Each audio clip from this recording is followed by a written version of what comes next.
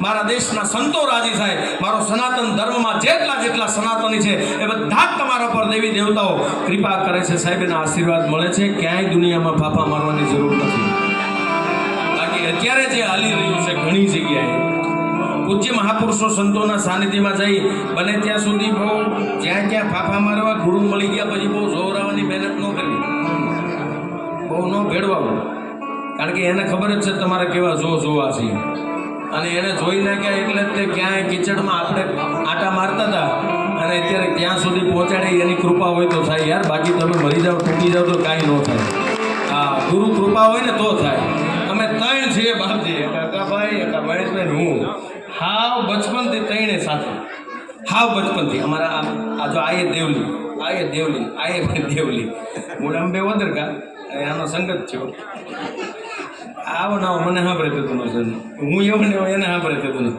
બહુ બચપનના અમે ત્રણે મિત્રો છે એક સાયકલમાં ટાયર ફાટલું હોય તો હવા ગાલેથી કાઢી નાખતા પછી અમે પાછું એક પૂતળી ગોતતા અને હાથો કરી ત્રણે ગાંઠ મારી પાછા હનુમાનજી દર્શન કરવા જતા અમે હનુમાનજીના દર્શન નિત્ય શનિવાર મંગળવારે સકમકિયા હનુમાનજી જતા એના ફળરૂપે આવા મહાપુરુષનો સંગ અમને મળ્યો છે આમાં કોઈ લાગ વગાડે નહીં પછી અકાભાઈ લ્યુના લીધું અમારી બે પાસે તો કાંઈ એવું હતું ને એક લ્યુનામાં 4 સવારી એવા ગદો આપણે યારે ત્યાર પછી આજે સૌ પોતપોતાની રીતે વેલસેર છીએ સૌ પોતપોતાની રીતે કેવલ ગુરુકૃપાએ કેવલ જોવરાવા જાવ ને તકલીફ શું થાય ખબર હવે આમાં કોની પાસે જોવડાવવા જાવ સદગુરુ એકવાર એક દીકરી પાસે કોઈ ભૂદેવ નીકળ્યા ને એટલું કીધું બે લાય દીકરી લાય તારા જોવો જોઈ દઉં લાય તારા જોણ જોઈ દઉં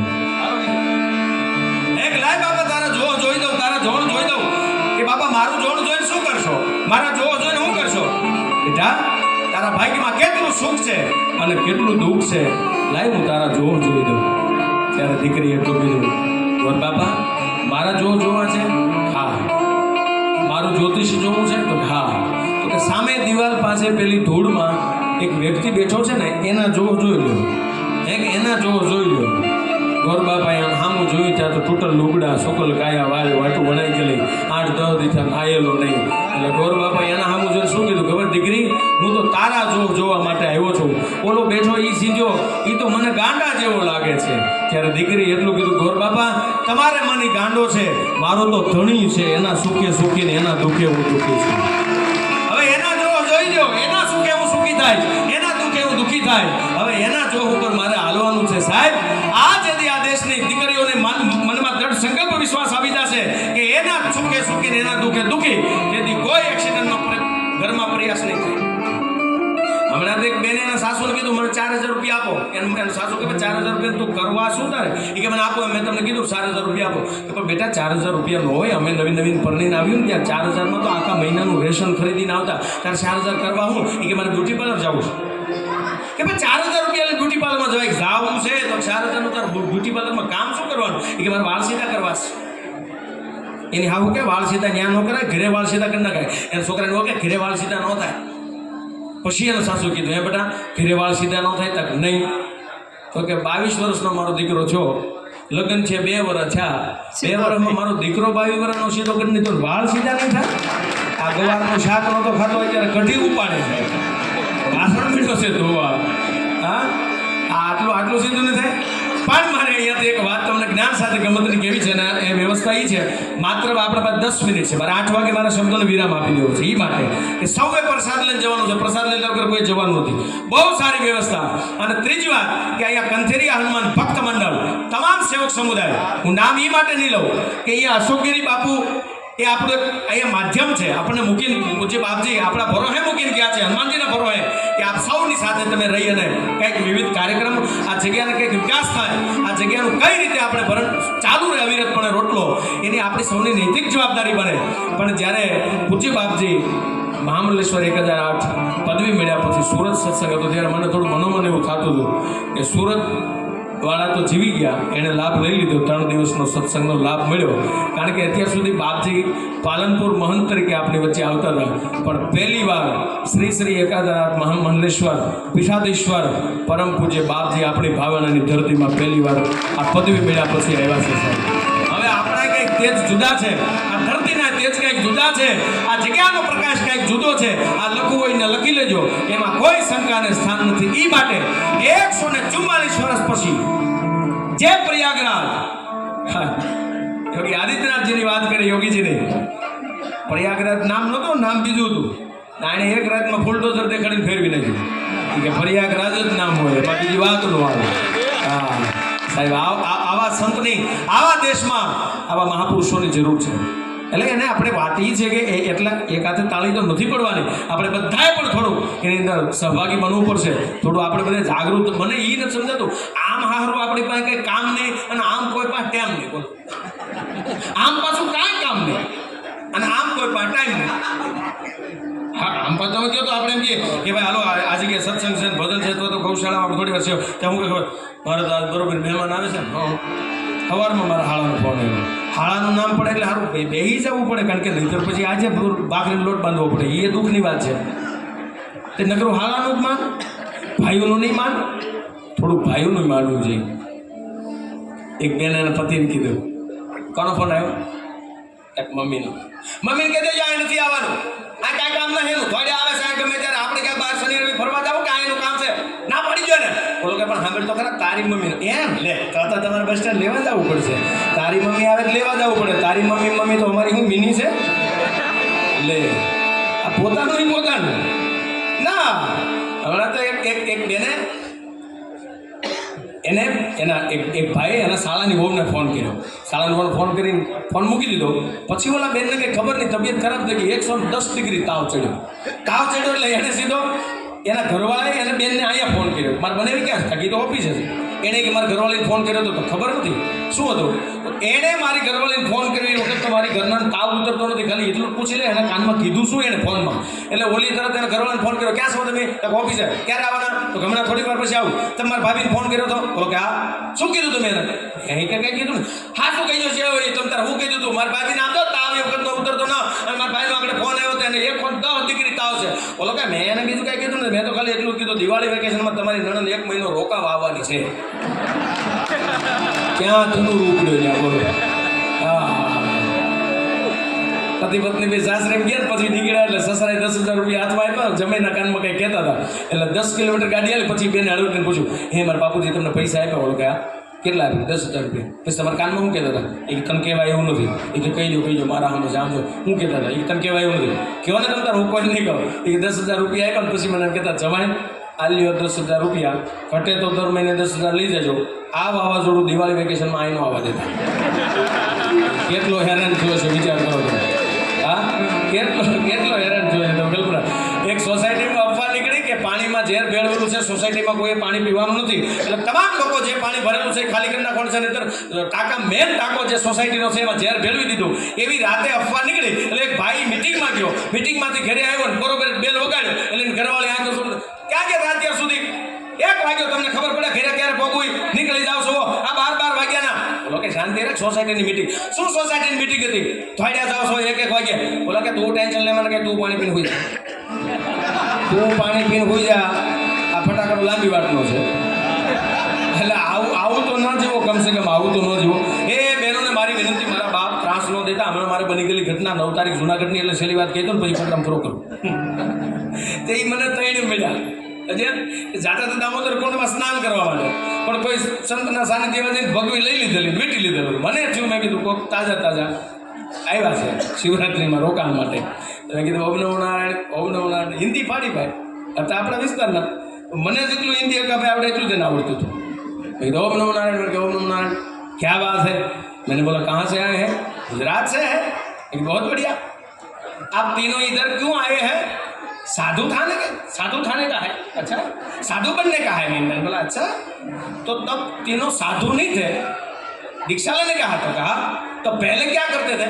तो कि पहला हम तीनों के पास रिक्शा थी, वो रिक्शा बेचकर हमने हमें निर्णय लिया है दीक्षा लेने की है। अच्छा, तो तीनों साधु नहीं थे तब पहले क्या थे? तो हम तीनों पहले साधु थे, પછી સાધુ બન્યા છે. આમાં ભેળવાઈ જાઓ, ક્યાંય દુનિયામાં જવાની જરૂર નથી. અને ગોતવા જાવ તો જડેની ગોત્યો ગહન ગોવિંદ હરિભક્તોને હાથ વગો છે પ્રેમ પર ખંડો. અને મળી જાય તો આવા દેવને દીવો કે ધૂપ શું દેવો. આને માત્ર દિલની જરૂર છે સાહેબ, કપટ નહીં, તમારા પૈસા નહીં, તમારો માન, તમારી ઇજ્જત, તમારા સંપત્તિની જરૂર નથી. કેવલ ને કેવલ તમે ભાવથી ત્રાહિમામ શરણાગત છો. એકવાર જાવ તો ખરા. રાવણને માર્યા પહેલા રામ પાસે વિભીષણ આવ્યો અને એ વખતે રાવણ જીવતો તો કહી દીધું તો આઈએ લંકેશ. એ આઈએ લંકેશ જ્યાં બોલ્યો એટલે આજુબાજુ વાળા તરત કીધું કે પ્રભુ ભૂલ કરી ગયા એવું નથી લાગતું. શું કે વિભીષણ તમારા ચરણે આવ્યો ને તમે કહી દીધું આઈએ લંકેશ, હજી ઓલો જીવે છે. ઈ કાલ આવીને કહે તો ત્રાહિમામ શરણાગત છું. તેથી રામે કીધું તું ચિંતા કરો માં, એને મારા સુધી આવવા તો જો. ઈ આવી જાય તો મારું અયોધ્યા આપી દઈશ, પણ એને અહીંયા પહોંચવા તો જો યાર. એમ તમે ક્યારેક ગુરુના ચરણમાં જાવ તો ખરા. શું એની કરુણા છે, તમારા પ્રત્યે શું પ્રેમ છે, આપણા પ્રત્યે શું લાગણી છે. એ દુનિયાના તમામ કવિઓ એક જનેતાને સરખાવવા માટે થઈ અને કોઈ જગ્યાએ ખાના બનાવતા હતા. એમાં ક્યાંય ખાનું મળ્યું નહીં. માને કોની સાથે સરખાવીએ? માં છે. દુનિયામાં માંથી વિશેષ. તુલસીદાસજીને પ્રશ્ન કરવામાં આવ્યો, 52 અક્ષરના કક્કામાં તમારા માટે કેટલા અક્ષર કામના છે?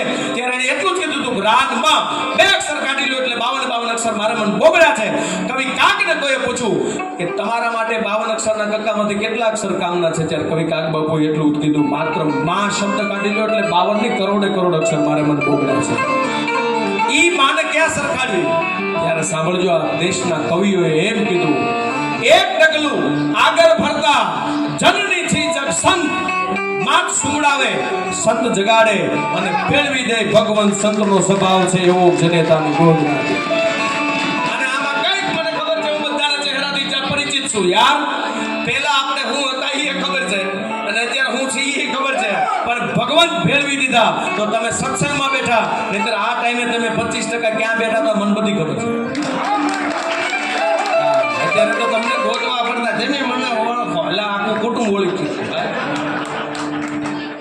પછી કે ગલડા મેચિંગ, કપડા મેચિંગ, મને તું રવા દે, તું હારાતમાં મેચિંગ નથી થવાનો, ભળવાનો જ નથી. કુટુંબમાં નો ભેળ્યો ક્યાંય ભળે, પણ જેથી દુનિયાથી નોખો ભાગતો હોય અને એવો માણસ કોઈ સંતના ચરણમાં આવી જાય ને સાહેબ, તેથી આ દેશના સંતો એને ભેળવી દે છે, અને ભેળવી દે પછી દુનિયાનું સુખ સાહેબની સંપત્તિ તો તમારી પાછળ આવે. એક પોપટ ક્યાંય કપામાં દવા સાટતો અને એક સંતનો આશીર્વાદ લાગી જાય. આ પાઇપલાઇન પોપટની પાખું જે ઉડે ને એમાં પોપટ ઉડતો હોય ને તો પાવર મારી પાસે અહીંયા ચરણ એનું મળ્યું છે યાર. કોઈ રૂડું લગાડવાની વાત નથી, અને હું કોઈ એવો કલાકાર નથી આઈ માટે. બાકી આપ સૌને ખબર છે ભગવાનની દયાથી ખૂબ સારું ચાલે છે, એટલે વિશેષ અને વધારે મારે કાંઈ ન કહેવું જોઈએ, પણ એટલી વાત કહી દઉં, જ્યાં ત્યાં જોવરાવા જવું નહીં. એ માટે ગુરુ પ્રત્યે શ્રદ્ધા, ગુરુ પ્રત્યે વિશ્વાસ. હા, અને એક સદગુરુ એવા છે કે તમને પીડા કદાચ લાખ રૂપિયાની હશે ખર્ચો, આની વિધિથી ખાલી 10 રૂપિયાની વાત આવે છે, અને 10માં કંઈકની જિંદગી બચી ગઈ. એવા અહીંયા ઘણા બેઠા છે. આમાં કોઈ પ્રેમથી નથી આવ્યા, ઘણા દરથી આવ્યા છે કે આપણે નહીતર ક્યાં વાત જોવરાવા ગયા. જ્યોતિષે કીધું 8 દી પછી આવજો, આટલી વસ્તુ લેતા આવજો. એ કે કાંઈ વાંધો નહીં. 8 દી પછી પાછા ગયા. ઓલા કીધું ફલાણી વસ્તુ લાવ્યા તો હા, બીજી વસ્તુ લાવ્યા તો હા, તમારા ફળિયાની ધૂળ મગાવી લાવ્યા તો હા. એક ખોબો ધૂળ આપી અને ઓલા જ્યોતિષ ચાલુ કર્યું. ઓહ, તમારી પેઢીમાં 3 પેઢીથી બૂસ મારું છે બધા. દાંત કાઢવા પડ્યા. હજી 3 પેઢી તમારા 3 પેઢી સુધી બૂસ મારું થાય તમારામાં. પછી તમને ધીમે ધીમે ભૂખની આદત પડી જાય. આવું જ્યોતિષ હો બોલાનું. અને ઓલો દાંત કાઢીને ગોટો વળી ગયો. પછી એને કીધું તમારા ઘરે જે મહેમાનો આવે છે એની ગાડીમાંથી પેટ્રોલ કાઢીને તમારા છોકરા રોકડી કરી લે છે. તમને હજી કે તમારે એક વખત આખું ગામ પાણા લઈને તમારી પાસે પડશે.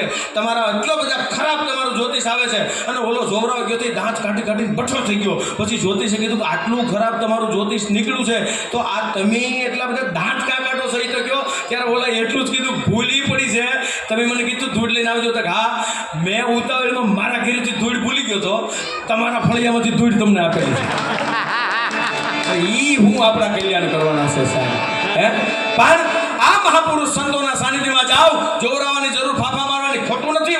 હું સાચાને પ્રણામ કરું છું, પણ ખોટી રીતે અત્યારે જે હાલી નીકળ્યા છે, ખોટી રીતે ગરીબોને લૂંટવાના કામ કરે, ખોટી રીતે ગરીબોને ધૂતવાના કામ કરે. શ્રી ગુરુ ચરણ સરોજરજ નિજમન મુકુર સુધાર બર્ણમ રઘુબર બિમલ યસન જોદાય ફળ 4 ગુરુજીના ચરણમાં આવો એટલે આપોઆપ દુનિયાના ફળ તમને પ્રાપ્ત થઈ જાય સાહેબ. એમાં ક્યાંય ફાફા મારવાની જરૂર નથી. તમે આંગણે ગાય રાખો, ગાય ન રાખી શકતા હોય તો આવી ગૌશાળામાં ક્યાંક યથાશક્તિ દાન આપી દો.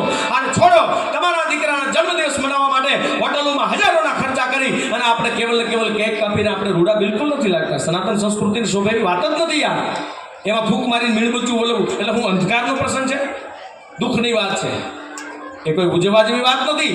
એટલે હોટલોમાં નહીં, આવી ગૌશાળામાં આવીને તમે અહીંયા કદાચ 11,000 રૂપિયા 5,000 રૂપિયા ગાયના નામ ઉપર આપી દો. એ ગાય તમારો દીકરાનો બર્થડે પૂરો થઈ જાય પછી બેઠી ગૌશાળામાં વાગોળતી હોય ને, તેથી ગાય બેઠી કૃષ્ણને કહેતી હોય આના ઘરમાં કોઈ દી ટાઈમ ન આવે, આના ઘરમાં કોઈ દી રોગ ન આવે, આના ઘરમાં કોઈ દી બીમારી ન આવે, આના ઘરમાં કોઈ દી કોઈનું અકાળે મૃત્યુ ન થાય. એ એક કેવલ ને કેવલ પાત્ર હોય તો એ ગાય છે. એટલે કહેવામાં આવ્યું છે ગુરુ, મા બાપ અને ગાય. આ દુનિયામાં 3ના ચરણ મળી જાય એટલે અખિલ બ્રહ્માંડનો માલિક બેઠો તમારા મારા પર રાજી થતો હોય છે. ત્યારે સમય પૂરો થઈ ગયો છે. સમયને લક્ષ્યમાં લઈને આપણે કાર્યક્રમને હવે વિરામ તરફ જવું છે. ત્યારે અહીંયાથી જે મને નામ આપવામાં આવે છે ઝડપથી નામ લઈ અને સન્માન લઈ બધાને મારી 2 હાથ જોડીને વિનંતી છે, આપ સૌ પ્રસાદ લીધા વગર કોઈએ જવાનું નથી. કારણ કે બાપજીનું આગમન એ પહેલેથી એક જ વાત છે કે હું જ્યાં હોઉં ત્યાં હરિહરો હોય છે. એટલે અહીંયા જેટલા પધારેલા સર્વે કોઈ દી આપણા કોઈ પણ આશ્રમમાં ઊંચ નીચનો ભેદભાવ નથી. વ્યવસ્થા અસુવિધા